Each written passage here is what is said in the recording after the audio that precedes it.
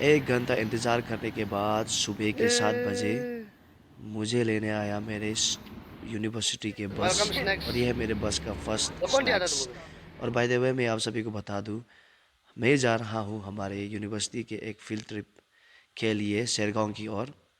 और ये है यूपिया के रोड, और ये है बस के अंदर का नज़ारा और मेरे क्लासमेट्स का मस्ती वाला एक प्यारा सा मोमेंट।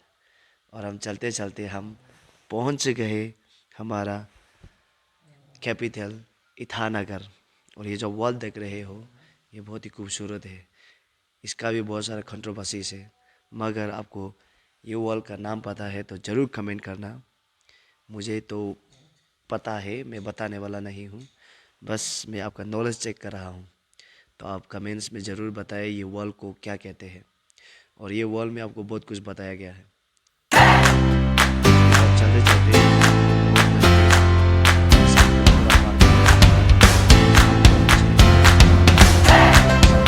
का बॉर्डर एरिया वेस्ट कमिंग यहाँ से शुरू हो जाता है। ये है प्यारा सा बालापुंग का मेन मार्केट का कुछ नज़ारा। बस के खिड़की से आप इस नज़ारे का लुत्फ़ उठा सकते हो। अगर कोई यहाँ आए हो तो ये नज़ारे के साथ आप अपना जो यादें हैं उन्हें आप वापस रिमेम्बर कर सकते हो और अपने यादों को ताज़ा कर सकते हो।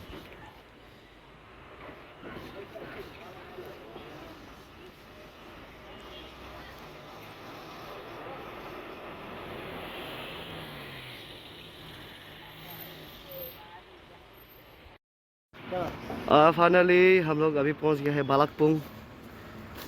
ये है बालाकपुंग का मार्केट। इस रनी नतंग वेव करते हुए कुछ इस तरह से दिखता है मार्केट।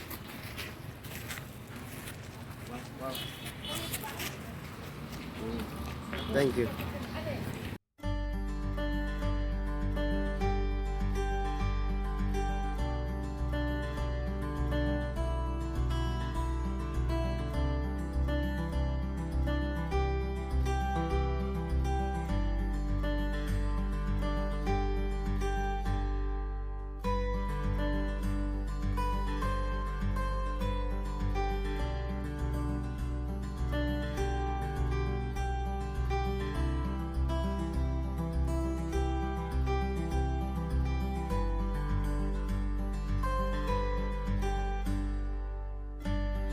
बालाकपुंग में पेट पूजा करने के बाद और बालाकपुंग को पीछे छोड़ने के बाद हमें मिला रूपा शहर। इनसे आगे भी हमें बहुत सारा प्यारा प्यारा, बहुत सारा अच्छा अच्छा, बहुत सारा गांव मिले, मगर रूपा एक बहुत प्रसिद्ध और माना जाना एक गाँव है।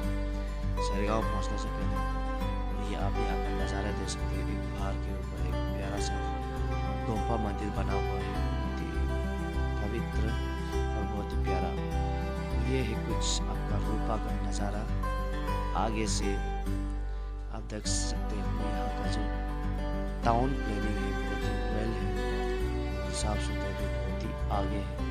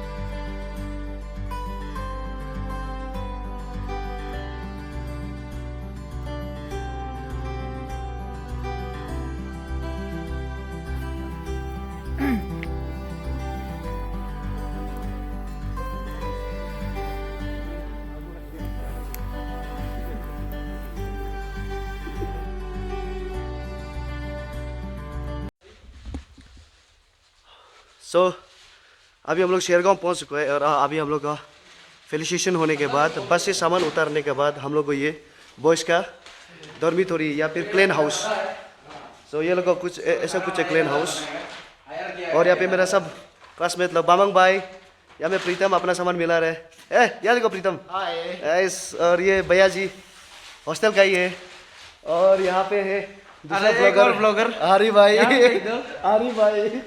और यहाँ पे चौकी तपुंग भी अपना माल मिला रहे। देखो यार, देखो चौकी नापम, सॉरी वो तपुंग कहाँ चला गया, चौकी तपुंग कहाँ चला गया, और चौकी तपुंग उधर घूम रहे।